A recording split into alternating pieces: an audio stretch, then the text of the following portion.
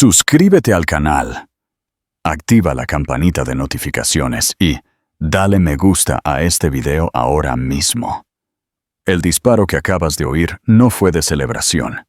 Fue el pistoletazo de salida para la demolición total y absoluta de la vida de un multimillonario.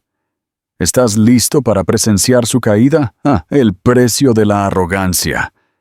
1. El brindis ciego. En una mesa privada con vistas a las deslumbrantes luces de la Gran Vía de Madrid, Julián Romero, un titán de la industria financiera, alzó una botella de champán cristal vintage para brindar con su amante, Sofía Beltrán. Le susurró promesas de un futuro, una nueva vida, un mundo construido solo para ellos. Pero lo que él no sabía era que, a miles de kilómetros, en el frío silencio de una discreta notaría en San Sebastián, la mujer que llevaba a su hijo en el vientre acababa de dejar su bolígrafo. Con una sola y elegante firma, Adriana Soler hizo más que solo solicitar el divorcio. Activó una cláusula oculta en su férreo acuerdo prenupcial, una cláusula que él nunca se molestó en leer. Y en un momento devastador, ella tomó legalmente el control de toda su fortuna. Él brindaba por su futuro, ignorante de que su pasado ya lo había consumido. Julián Romero no solo vivía en Madrid, poseía una parte de su alma. Su empresa, Romero Capital, tenía su nombre grabado en rascacielos que arañaban el cielo sobre Asca. Su residencia personal era un extenso ático en el barrio de Salamanca, un nido de cristal y acero con vistas panorámicas al Parque del Retiro, que hacía que la ciudad pareciera una alfombra enjollada extendida para su placer. Su esposa, Adriana Soler, a menudo era considerada otra de sus adquisiciones perfectas. Hija de una familia de viejo dinero del País Vasco, poseía una belleza serena y clásica y un máster en Historia del Arte por la Universidad de Salamanca, que la convertía en la anfitriona perfecta. Podía hablar de escultura renacentista con la misma gracia sin esfuerzo con la que dirigía a un equipo de 12 personas. Para el mundo exterior, eran la pareja de poder definitiva, su ambición implacable, equilibrada por su elegancia refinada. Eran una constante en la revista Hola, un nombre susurrado con envidia en las galas benéficas, la encarnación del sueño madrileño. Pero dentro de la jaula dorada, el oro era frío al tacto. Julián veía a Adriana no como una compañera, sino como la curadora de su vida. Ella gestionaba el hogar, la agenda social y su imagen pública, todo con una eficiencia impecable que él simplemente esperaba. Sus conversaciones hacía mucho tiempo que habían degenerado de sueños compartidos a informes logísticos. La gala del Museo del Prado es el jueves, Julián, decía ella con voz tranquila y uniforme, mientras ajustaba un arreglo floral. He confirmado nuestra mesa. Estará sentado junto al ministro de Hacienda. Bien, asegúrate de que mi esmoquín esté planchado, el de las solapas de seda, respondía él, sin levantar la vista de la pantalla brillante de su tableta, donde los índices bursátiles fluían como una cascada digital. Él le hablaba con el tono conciso que usaba con su asistente ejecutivo. Durante 5 años, Adriana desempeñó su papel. Había confundido su ambición inicial con pasión, su posesividad con amor. Había creído que bajo la armadura del empresario depredador había un hombre con quien podría construir una vida. Pero la armadura era todo lo que había.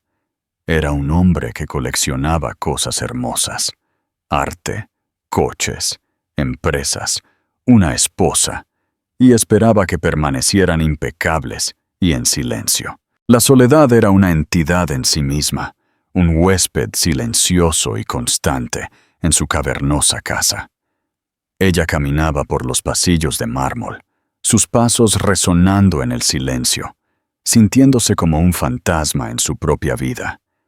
El único calor que encontraba era en el pequeño solarium que había convertido en su biblioteca personal. Fue en ese solarium, una tarde fresca de septiembre, cuando todo cambió. Un sutil agotamiento la había acompañado durante semanas. Una náusea leve pero persistente la saludaba cada mañana. Lo había atribuido al estrés. Pero mientras regaba una orquídea, una ola de mareo tan profunda la invadió que tuvo que agarrarse al respaldo de un sillón de terciopelo para mantenerse en pie. 2 horas después, se sentó en el borde de su fría bañera de mármol, mirando un pequeño palo de plástico en su mano temblorosa. Una cruz azul, inconfundible. Embarazada, una avalancha de emociones contradictorias la invadió. Hubo un destello de alegría primal y feroz.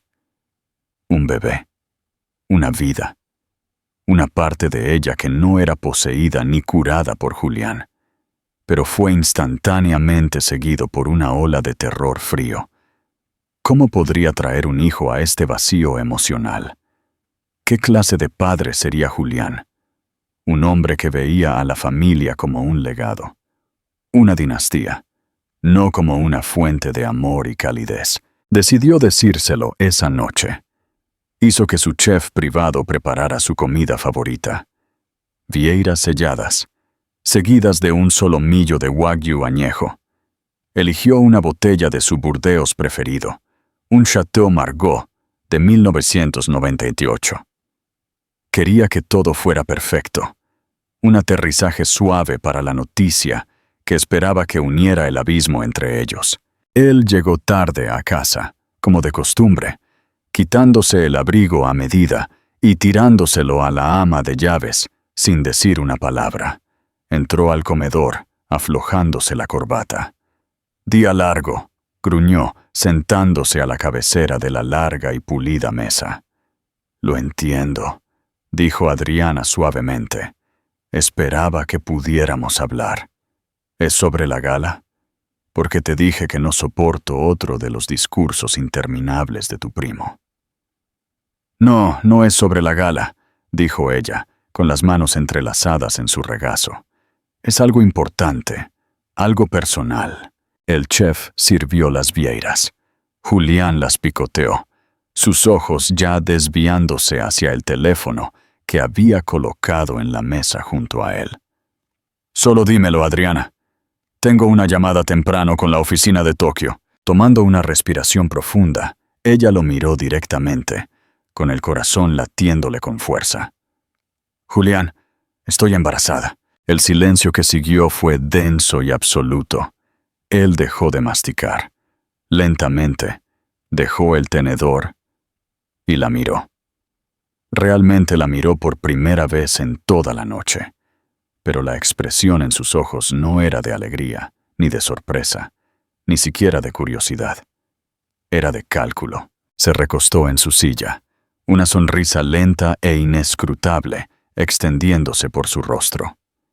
«Bueno», dijo finalmente, levantando su copa de vino. «Eso es eficiente». Adriana lo miró, perpleja. «¿Eficiente?» «Claro», continuó, agitando el líquido rojo intenso. «Asegura el legado de los Romero. Buen momento, de hecho. Podemos anunciarlo en la edición de invierno de Vanity Fair. Es bueno para la marca». Dio un sorbo de vino, su mirada distante, ya planificando el comunicado de prensa. No le había preguntado si ella estaba bien. No le había preguntado si estaba feliz o asustada. No le había tomado la mano. Había evaluado la noticia como una transacción comercial, un movimiento estratégico que beneficiaba a su imperio. En ese momento, viéndolo procesar la creación de su hijo como una oportunidad de relaciones públicas, el último hilo frágil de esperanza al que Adriana se había aferrado, se rompió. El amor que creyó sentir por él, El amor que había estado tratando de revivir durante años se convirtió en algo más. Era una certeza fría y dura. No era su esposa, era su activo. Y ahora, ella llevaba su activo más valioso hasta el momento. La jaula dorada se había convertido en una guardería, y ella supo con una claridad aterradora que tenía que encontrar una salida. No solo para ella, sino para la pequeña e inocente vida que crecía dentro de ella. ¿Qué sentirías si la noticia de tu embarazo fuera recibida como una transacción eficiente en lugar de con alegría? Comenta indignación o dolor si esto te ha conmovido. 2. La amante y el rastro del dinero. El idilio de Julián Romero no comenzó, como muchos no lo hacen, con una explosión de pasión, sino con el tranquilo zumbido de una apreciación mutua por cosas hermosas y caras. El objeto de esa apreciación era Sofía Beltrán. Sofía no era una modelo vacía o una joven asociada ingenua. Sofía era una fuerza de la naturaleza por derecho propio, la dueña de una elegante galería de arte minimalista en el barrio de las Letras, llamada Beltrán Contemporáneo. Era inteligente, ambiciosa y poseía un instinto depredador para la debilidad. Ella y Julián se conocieron cuando él buscaba adquirir una pieza importante de un artista emergente alemán. Sofía gestionó la adquisición. Ella entendió que para Julián, el arte no se trataba de emoción. Se trataba de conquista e inversión. Ella hablaba su idioma, el lenguaje del valor, de la escasez, de poseer algo que nadie más podía tener. La mayoría de los coleccionistas solo están decorando, le dijo un día en su galería. Quieren algo que combine con su sofá. Usted, Julián, está construyendo una colección. Está moldeando el mercado. Él quedó prendado. Aquí había una mujer que no solo admiraba su riqueza, admiraba la mente que la había construido. Sus encuentros profesionales pronto se volvieron personales. Una discusión sobre una pintura se convirtió en un largo almuerzo en un lugar de moda, donde la mano de ella se demoraba en su brazo un segundo de más. Una llamada nocturna sobre una subasta se disolvió en conversaciones íntimas sobre sus ambiciones. Ella creó un mundo para él, que era un antídoto contra la perfección estéril de su vida con Adriana. Ella era la amante perfecta. Era exigente de una manera que alimentaba su ego, requiriendo regalos caros, viajes lujosos y acceso exclusivo. Pero nunca exigió lo único que él no podía darle: legitimidad. Él la colmó de regalos. Un raro Patek Philippe, un descapotable clásico, una tarjeta American Express, Black, vinculada a una sociedad holding privada para mantenerla fuera de sus cuentas principales. Era meticuloso, pensó, al cubrir sus huellas. La noticia del embarazo de Adriana apenas fue una complicación para su aventura. En todo caso, hizo que su compartimentación se sintiera aún más justificada. Adriana ahora cumplía su función principal: producir un heredero. Ese era su mundo. Su mundo, el que lo hacía sentir verdaderamente vivo, era con Sofía. Una semana después de saber que sería padre, estaba con Sofía en su elegante apartamento de Soho, Madrid. Le había traído una botella de champán cristal para celebrar el cierre de un negocio masivo. Por nosotros, ronroneó Sofía, chocando su copa con la suya, y por todas las cosas hermosas que vamos a adquirir juntos. Él la besó profundamente. Tengo una sorpresa para ti. Te llevaré a París el próximo mes. Una suite privada en el Ritz. ¿Y qué le dirás a tu esposa?, susurró ella contra sus labios. Un viaje de negocios, una conferencia en Ginebra, la despidió él. Ella no hace preguntas. sabe cuál es su lugar. Él lo creía absolutamente. Se veía a sí mismo como un maestro titiritero, moviendo los hilos de sus dos mundos separados. Ni una sola vez imaginó que una de sus marionetas estaba a punto de cortar sus propios hilos y quemar todo el escenario. Estaba tan seguro de su engaño, tan cegado por su propia arrogancia, que nunca vio el primer hilo suelto. Y fue un hilo que él mismo había dejado colgando. Adriana siempre había gestionado las finanzas del hogar. Era un rol que Julián había delegado al principio de su matrimonio, no porque confiara implícitamente en ella, sino porque lo consideraba un trabajo administrativo tedioso y por debajo de su posición. Le dio acceso a todas sus cuentas personales, confiado en que sus sensibilidades de viejo dinero la convertirían en una administradora responsable, aunque poco inspirada, de sus gastos domésticos. Fue un error de cálculo colosal. Él había confundido su diligencia tranquila con una falta de curiosidad. El primer hilo apareció una noche de martes. Julián estaba en Barcelona por una fusión, y Adriana estaba en su estudio. El haz de las lámparas de escritorio era la única iluminación en el oscuro ático. El bebé se hizo notar con un suave y persistente aleteo, una conversación secreta entre madre e hijo. Ella ya estaba revisando el extracto mensual de su cuenta principal conjunta de Amex, una tarea que realizaba con meticulosa atención. Ella escaneó las columnas de cifras. Compras en el Corte Inglés, servicios de chef privado, una donación a la Orquesta Nacional, el ritmo habitual de su opulenta vida. Y entonces lo vio. Un cargo de 75,000 euros. El proveedor figuraba como Beltrán contemporáneo. Adriana se detuvo. Conocía a todos los principales marchantes de arte de la ciudad, y más allá. Nunca había oído hablar de este. Era una cantidad significativa, demasiado grande para una compra casual. Julián no había mencionado la adquisición de una nueva pieza. De hecho, recientemente se había quejado de que el mercado del arte estaba sobrevalorado. La curiosidad se encendió. Abrió su computadora portátil y escribió el nombre de la galería en la barra de búsqueda. El sitio web era elegante y agresivo, lleno del tipo de arte conceptual abrasivo que Julián siempre profesaba odiar. La propietaria de la galería figuraba como Sofía Beltrán. Una foto mostraba a una mujer llamativa, con ojos oscuros y desafiantes, de pie junto a una escultura que parecía un enredo de metal oxidado.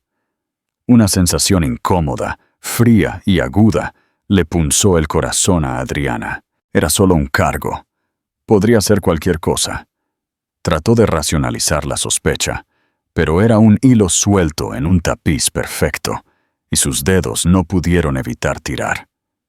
Durante los días siguientes, empezó a mirar más de cerca. Investigó cuentas que no había revisado en años, cuentas subsidiarias de sus sociedades holding privadas, las que usaba para inversiones discretas. Cruzó referencias de números de identificación fiscal y códigos de transferencia bancaria, utilizando la perspicacia financiera que su padre, un astuto inversor, le había insistido en aprender. Lo que encontró fue un patrón. No había un solo cargo. Había docenas que databan de más de un año. Transferencias bancarias mensuales a una cuenta privada, todas categorizadas bajo etiquetas vagas, como honorarios de consultoría o servicios de adquisición. Había cargos de joyerías de lujo donde ella nunca había comprado, reservas de hotel en ciudades donde él no tenía reuniones de negocios, billetes de avión programados para dos que nunca eran para ella, y todo parecía orbitar alrededor de un nombre: Sofía Beltrán. Sabía, la evidencia se acumulaba.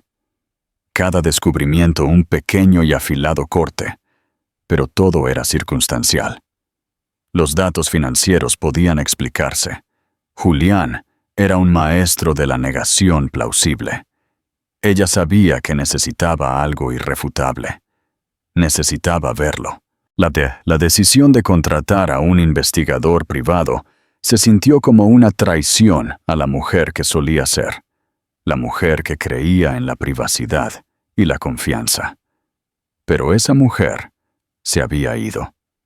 Reemplazada por alguien fría y lúcida, encontró una firma discreta dirigida por un ex detective de la policía de Bilbao llamado Roberto Costa.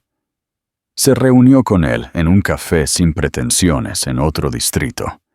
Ella iba vestida de forma sencilla, con gafas de sol y una gabardina simple. «Señora Soler», dijo Costa, con voz grave. No sonaba impresionado por su nombre. «¿Qué puedo hacer por usted?» «Necesito que siga a mi marido», dijo ella, su propia voz firme, sorprendiéndose de la falta de temblor. «Necesito saber a dónde va y a quién ve». Una semana después, un sobre de papel marrón liso llegó por mensajero. Adriana lo llevó a su solarium, el único lugar que sentía suyo, y se sentó, con las manos temblando. Dentro había una docena de fotografías brillantes. La primera mostraba a Julián entrando en la Galería Beltrán. Luego fotos de él y Sofía riendo durante un almuerzo. La mano de ella en su brazo, en una intimidad cercana. Otra los mostraba saliendo de un hotel, no en Marbella o Ibiza, sino del Hotel Ritz, a menos de 5 kilómetros de su propia casa. Y luego, la fotografía final, la que lo destrozó todo, fue tomada de noche a través del gran ventanal del apartamento de Sofía. Julián estaba de pie detrás de ella, con los brazos alrededor de su cintura. Le besaba el cuello, con los ojos cerrados. Sofía se recostó sobre él, con una sonrisa triunfante y posesiva en su rostro, mientras miraba su reflejo, y por extensión, la lente de la cámara en el cristal. Era un retrato de traición, crudo e innegable. Adriana dejó que la foto se le escapara de los dedos, esparciéndose por el suelo. No lloró. El dolor era demasiado profundo, demasiado vasto para las lágrimas. Era un abismo hueco y resonante abriéndose dentro de ella. Cada recuerdo compartido, cada aniversario, cada momento esperanzador de sus 5 años de matrimonio se recontextualizó instantáneamente como una mentira. Su impaciencia, su desprecio, su distancia emocional, todo tenía sentido ahora. Él no había estado ocupado, había sido abundante. Vivía otra vida, una vida que prefería, una vida que había pagado con el dinero compartido y su confianza robada. Se sentó allí durante mucho tiempo, el silencio del ático presionándola. Su mano fue instintivamente a su estómago, al suave aleteo que ahora era una presencia constante y reconfortante. Había sido tan ingenua. Había pensado que este hijo podría ser el pegamento que reparara las grietas en su matrimonio. Ahora vio la verdad. Este hijo no era un puente hacia él. Este hijo era su ancla, su razón para escapar. La sensación de vacío comenzó a retroceder, y en su lugar, algo nuevo comenzó a crecer. No era tristeza, no era desesperación. Era una rabia lenta y ardiente, dura como un diamante. Él había llamado a la noticia de su hijo eficiente. Había reducido el momento más profundo de su vida a una entrada en el balance de su legado. Él había estado en esta misma casa, bajo este techo, y le había mentido día tras día mientras gastaba su fortuna en su vida secreta. Ella se levantó y caminó hacia las fotografías dispersas. Recogió la última, la imagen de Julián, y Sofía en su abrazo. Miró su rostro, perdido en su placer egoísta, y el rostro de Sofía, sonriendo en la victoria. Ambos pensaron que habían ganado. Pensaron que ella era una tonta, una esposa decorativa e inconsciente. La habían subestimado. Todos siempre la habían subestimado. Eso estaba a punto de convertirse en el error más caro que Julián Romero había cometido jamás. ¿Qué harías si descubrieras una infidelidad tan elaborada y fría como esta? Comenta venganza o perdón y dinos tu reacción. 3. La cláusula inquebrantable. El ajuste de cuentas de Adriana fue un crisol. Quemó las partes blandas y permisivas de ella y forjó lo que quedaba en algo afilado e irrompible. A la mañana siguiente, no confrontó a Julián. No habría acusaciones llorosas, ni gritos. Ese era el drama que él esperaría, una escena que podría manejar, manipular y finalmente descartar. Ella había terminado de interpretar escenas en su obra. Iba a escribir su propio final. Su primera llamada no fue a un abogado de divorcios, fue a Manuel Rivas. Manuel era una leyenda en ciertos círculos legales de Madrid, un nombre susurrado con una mezcla de miedo y reverencia. No era un abogado de familia especializado en separaciones amistosas. Era un tiburón, un especialista en litigios financieros forenses y la militarización de contratos corporativos complejos. Tenía un desdén particular por los nuevos titanes arrogantes como Julián Romero. Se reunieron en su oficina, un espacio que era la antítesis del mundo de Julián. Era antiguo, con paneles de madera oscura, con olor a libros encuadernados en cuero y un poder tranquilo. Manuel Rivas era un hombre de unos 50 años con ojos grises penetrantes y una quietud inquietante. Escuchó sin interrupción mientras Adriana exponía su historia, su voz en un tono monótono, bajo y constante. Concluyó colocando el sobre de papel marrón con las fotografías en su pulido escritorio. Él echó un vistazo a la foto superior, el abrazo, y apartó el sobre. No necesitaba ver el resto. La infidelidad es predecible, señora Soler, dijo con voz seca. Por sí misma, es una posición negociadora débil en este estado. El daño emocional es inmenso, pero el apalancamiento financiero es mínimo. ¿Qué más tiene? Este era el momento. Adriana metió la mano en su bolso y sacó un documento grueso y encuadernado. Nuestro acuerdo prenupcial, dijo. Colocándolo sobre el escritorio, Manuel se inclinó. Su interés finalmente se disparó. Abrió el documento, sus ojos agudos escaneando las densas páginas. Los propios abogados de Julián, un equipo de agresivos abogados corporativos, lo habían redactado. Era, en la superficie, una fortaleza inquebrantable, diseñada para proteger la vasta fortuna de Julián, estimada en más de 2.000 millones de euros. Estipulaba que, en caso de divorcio, Adriana recibiría un pago único de 10 millones de euros, una miseria diseñada para comprar su silencio y una salida rápida. Manuel lo leyó, con expresión sombría.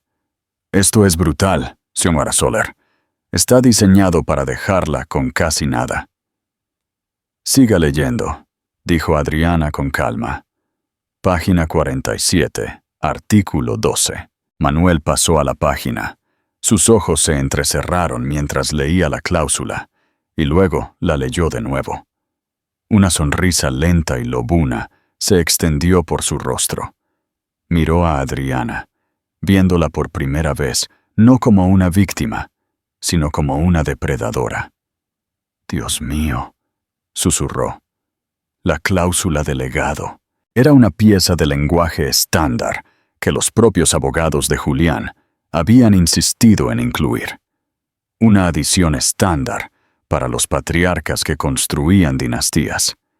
Julián, obsesionado con su propio legado, había querido asegurar la integridad moral y financiera del linaje Romero. El artículo 12, la cláusula de fidelidad y progenie familiar, estipulaba que los términos principales del acuerdo prenupcial serían anulados bajo un conjunto específico de circunstancias. Si el matrimonio producía un heredero legítimo, y si se encontraba que Julián Romero había incurrido en infidelidad conyugal que amenazara la estabilidad de la unidad familiar durante el período de gestación del heredero, se activaría una medida extraordinaria para proteger el derecho de nacimiento del heredero de la inestabilidad moral del padre. El control mayoritario del Fondo Fiduciario Familiar Romero, la entidad que poseía la mayoría de sus acciones en Romero Capital, su cartera de bienes raíces y sus activos líquidos, sería transferido temporalmente a la madre para que lo administrara hasta que el niño cumpliera 25 años. Estaba diseñada para proteger una dinastía de un padre mujeriego que pudiera derrochar la fortuna familiar. Amantes o hijos ilegítimos, Julián lo había firmado con un trazo arrogante, tan confiado en su propia infalibilidad y su capacidad para engañar, que lo había visto como un testimonio de su propia virtud patriarcal. Nunca imaginó que podría usarse en su contra. Lo vio como un escudo para su heredero. Nunca vio que Adriana lo empuñaría como una espada. Lo firmó, dijo Adriana, su voz fría como el hielo. Estaba muy orgulloso de ello. Lo llamó a asegurar el futuro. Esto no es solo una demanda de divorcio, señora Soler, dijo Manuel, con la mente acelerada, la emoción de la persecución en sus ojos. Esto es una adquisición corporativa, un golpe de Estado. Es hermoso. Durante las siguientes 4 semanas, trabajaron en absoluto secreto. Manuel reunió un equipo fantasma de contables forenses y especialistas bancarios. Su misión era mapear todo el imperio financiero de Julián. Cada sociedad fantasma, cada cuenta offshore, cada activo oculto. Encontraron la sociedad holding, utilizada para financiar su aventura, la vinculada a la Amex Black. Rastreado las transferencias bancarias a Sofía Beltrán. Construyeron una montaña impenetrable de pruebas que vinculaban su infidelidad directamente con sus activos financieros, satisfaciendo perfectamente los requisitos de las cláusulas. Mientras trabajaban, Adriana interpretó el papel más difícil de su vida. Era la madre embarazada perfecta, radiante y expectante. Discutió los colores de la guardería con Julián. Fingió interés en sus tediosas historias sobre reuniones de la junta directiva y lo acompañó a una última cena benéfica, sonriendo plácidamente para las cámaras, con la mano apoyada en su abdomen suavemente abultado. Fue una actuación magistral. Cuanto más se acercaba la fecha, más serena parecía. Su calma inquietaba a Julián, aunque no podía decir por qué. Él confundió su tranquila determinación con satisfacción. El plan era una sinfonía de maniobras legales y financieras, cronometradas al minuto. No podían simplemente presentar una moción. En el momento en que Julián fuera alertado, movería sus activos, ocultándolos en una red de cuentas internacionales tan densa que se necesitarían años de litigio.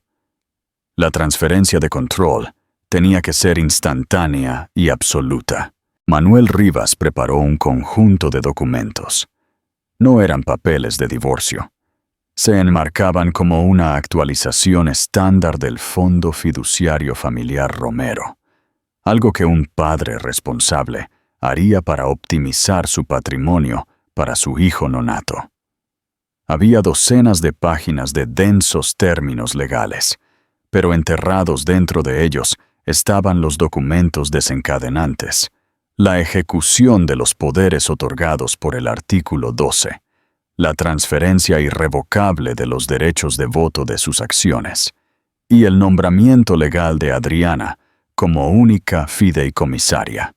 Él nunca lo leerá, afirmó Adriana, no como una pregunta, sino como un hecho. Los hombres como él nunca lo hacen, coincidió Manuel. Ven una pila de papeles de su propio consejo y todo lo que ven es su propio poder reflejado en ella. Firman porque creen que son intocables. La fecha estaba fijada, un jueves, el día de la gala del museo que tanto le molestaba. Adriana sabía que estaría distraído, con la mente en las aburridas cortesías de la noche y sin duda en sus planes con Sofía más tarde. El día anterior, Adriana fue a su cita con el obstetra.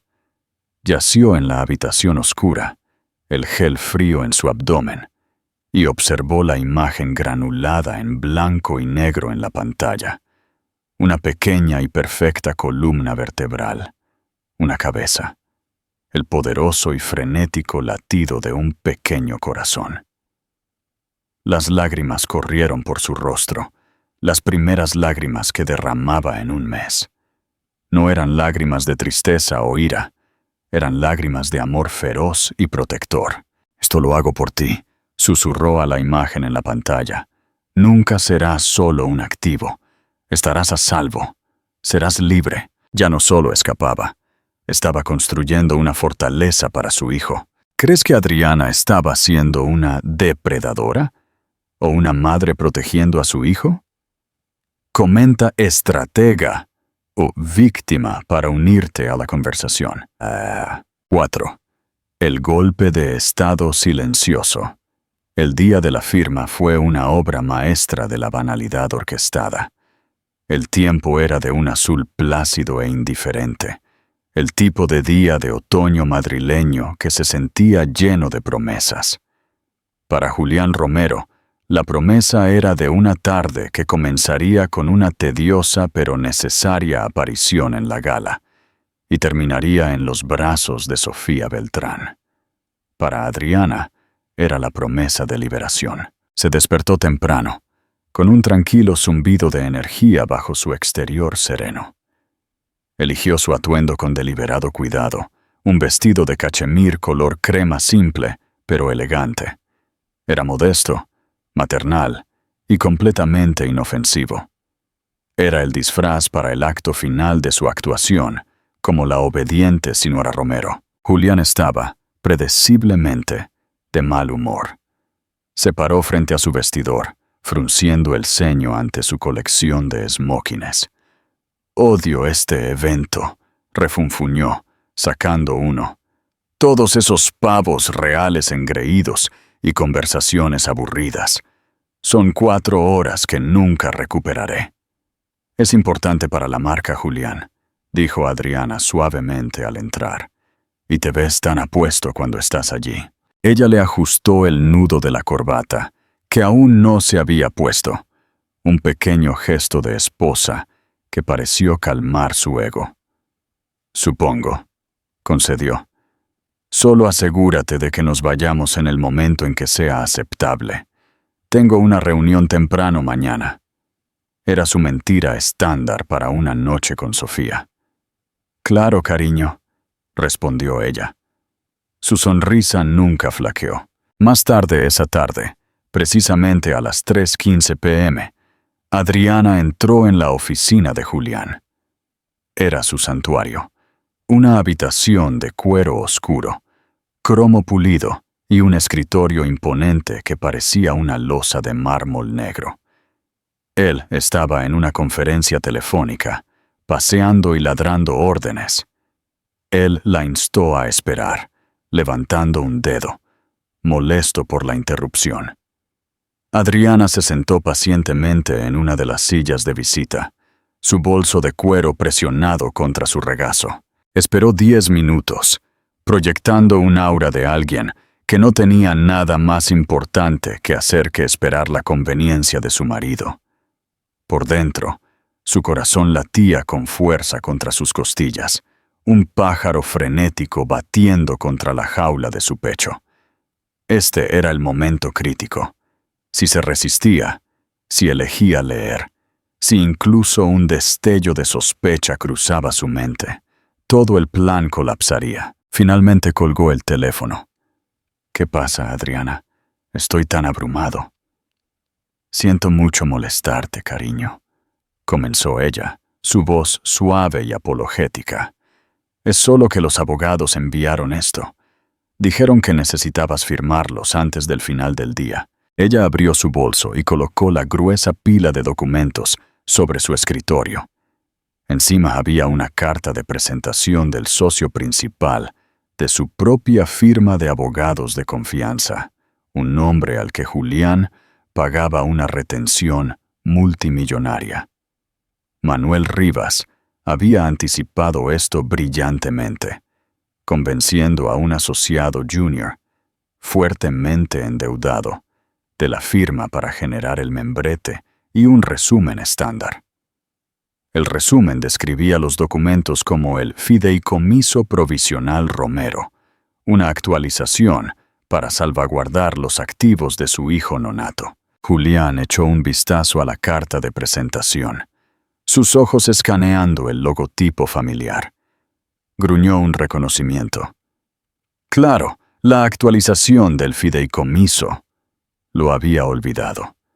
Recogió la pila, pesándola en su mano, su expresión de extrema impaciencia. Claramente no tenía intención de leerla. «Son solo formalidades, cariño», dijo Adriana, manteniendo su tono ligero y casual. «Procedimiento estándar para establecer la herencia del bebé, pero han marcado las páginas que necesitas firmar». Ella, siguiendo las instrucciones de Manuel, había colocado pegatinas amarillas brillantes con la etiqueta «Firmar aquí» en las líneas de firma apropiadas, haciéndolo lo más fácil y automático posible. Lo estaba tratando como una celebridad ocupada firmando autógrafos, no como un multimillonario que renunciaba a su imperio. Él hojeó las páginas, sus ojos vidriosos sobre los densos bloques de texto. Vio jerga legal sobre fideicomisos, programas de activos, apéndices. Se parecía exactamente a cualquier otro documento corporativo tedioso que firmaba una docena de veces a la semana. Su mente ya estaba en otra parte, en el discurso que tenía que evitar en la gala, en la reserva que había hecho en un club privado para él y Sofía. A las 3:20 p.m., tomó su bolígrafo, un pesado Mont Blanc personalizado. Bien, ¿dónde firmo? Adriana se puso de pie y se inclinó sobre el escritorio, su sutil y familiar aroma a lavanda llenando el aire. Señaló con un dedo perfectamente manicurado la primera pestaña amarilla. Aquí. Y aquí. Él firmó la primera página, su firma un corte afilado de tinta. Ella le pasó la página. Y aquí, él firmó de nuevo, con cada trazo del bolígrafo, un nuevo cable. Y su vasta red financiera fue separada de él y redirigida a ella. Los derechos de voto de su participación mayoritaria en Romero Capital, las escrituras de sus propiedades en La Moraleja y Vaqueira Beret, los códigos de control de sus cuentas de inversión principales. Cortado. Mientras firmaba la página final, la que promulgaba el poder del artículo 12 y hacía que todas las demás transferencias fueran legalmente vinculantes e irrevocables, Adriana sintió una profunda y vertiginosa sensación de vértigo. Estaba hecho. La trampa había saltado. Él seguía siendo el rey, pero estaba sentado en un trono que ya no le pertenecía. El último brindis. El aire en el restaurante Salacaín estaba impregnado del aroma del éxito y la ambición. Julián había elegido este templo de la alta cocina para su cita con Sofía. Se había escapado de la gala del Prado en el primer momento posible, dejando a Adriana con una excusa barata sobre una migraña repentina. La mentira había salido de su lengua con una facilidad practicada. Se sentó frente a Sofía en un reservado privado. Las luces de la ciudad eran un telón de fondo deslumbrante. Ella llevaba un vestido rojo sangre que se ceñía a ella como una segunda piel. «Odio haber tenido que verte con ella esta noche», se quejó Sofía, agitando el vino en su copa. Ahí parada, toda maternal y presuntuosa. «Es solo un espectáculo, ya lo sabes», dijo Julián, tomando su mano. Pero el show casi ha terminado. Esa era la mentira que le había estado diciendo durante meses para asegurar su obediencia. Para puntuar su promesa, hizo una señal al sumiller. «Tráenos el cristal Rosé 2008», ordenó, sin siquiera mirar la carta. Era un gesto de riqueza casual e inmensa. En ese exacto momento, a las 9:53 p.m., a kilómetros de allí, en el despacho de Manuel Rivas, Adriana estaba sentada frente a una pantalla. Los documentos firmados ya estaban escaneados y digitalizados.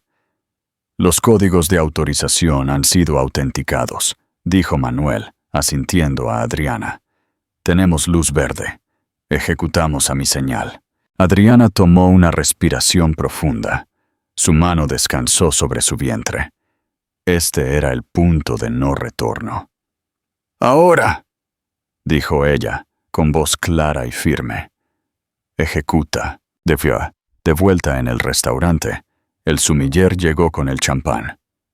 Al mismo tiempo, un equipo de especialistas informáticos ejecutó un comando digital.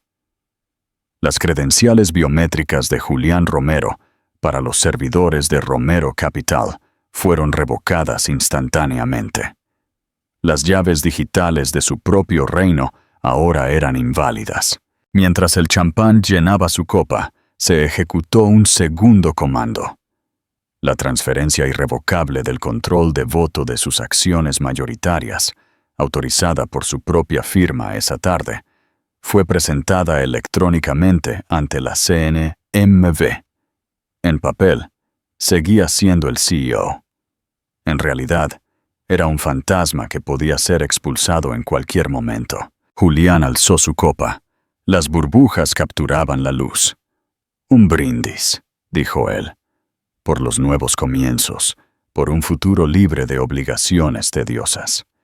Por nosotros». Chocaron sus copas, un sonido cristalino en el murmullo del restaurante. Mientras él saboreaba el vino caro, el imperio que había construido estaba siendo desmantelado en completo silencio. Estaba celebrando su propio funeral, y ni siquiera sabía que el cadáver era él mismo. 6. Los ecos de la ruina. El primer temblor del colapso de Julián no llegó como un rugido, sino como un susurro de vergüenza digital. Después de la cena, Julián entregó al camarero su tarjeta Centurion, la legendaria tarjeta negra, que era su símbolo máximo de poder ilimitado. Momentos después, el camarero regresó con una expresión de disculpa profesional. «Lo lamento mucho, señor Romero. La tarjeta ha sido rechazada». «Eso es imposible. Pásala de nuevo». «Lo hemos hecho, señor. 3 veces. ¿Quizás otra tarjeta?» Julián, furioso, sacó una Visa Platinum. El camarero regresó de nuevo, aún más apenado. «Mis disculpas, señor. Esta también ha sido denegada». Sofía observaba, su sonrisa tensándose. El glamour de la noche se evaporaba. Julián llamó frenéticamente a la línea de su banco. Finalmente, un agente nervioso respondió. «¿Señor Romero?» «Sí, veo el problema. Se ha puesto una retención en todas sus cuentas personales por orden del fideicomisario principal». «Yo soy el fideicomisario principal», siseó Julián. «Nuestros registros muestran un cambio de estatus a las 9:53 p.m. de esta noche, señor. La nueva fideicomisaria principal es Adriana Soler». El nombre lo golpeó como un martillo. Salió del restaurante y el golpe final aterrizó al llegar a su edificio en el barrio de Salamanca.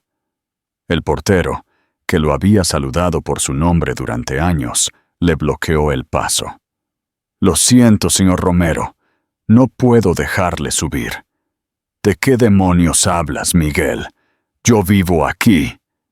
Mis instrucciones son claras, señor, de parte de la nueva titular del contrato. La señora Soler es la única residente listada ahora. Julián estaba en la acera. Sofía, al ver que el hombre poderoso se había esfumado, dio un paso atrás. Julián, creo que debo irme. No esperó respuesta. Ella paró un taxi y desapareció en la noche madrileña. Julián se quedó solo en el bordillo. En ese momento, recibió un mensaje de un número desconocido. Tus pertenencias han sido enviadas a un trastero en un polígono industrial fuera de la ciudad. Aquí tienes el número de un hotel que he reservado para ti por una semana. Después de eso, estás solo. Abrió el sobre que el conserje le entregó. Dentro, la caligrafía perfecta de Adriana decía: Una vez llamaste a mi embarazo eficiente y bueno para la marca. Tenías razón. Ha resultado ser la transacción comercial más eficiente de mi vida. Viste a nuestro hijo como un heredero de tu imperio.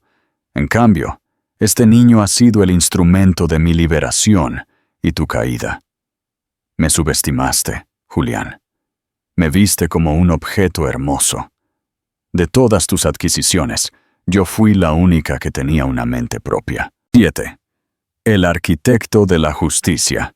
La escalofriante moraleja es que las mayores amenazas a menudo no provienen de nuestros enemigos declarados, sino de las personas que más subestimamos. La historia de Adriana es una transformación, de una compañera silenciosa a la arquitecta de su propia justicia. Julián perdió una fortuna, pero lo que realmente perdió fue el respeto y el amor de una mujer que valía más que todo su imperio.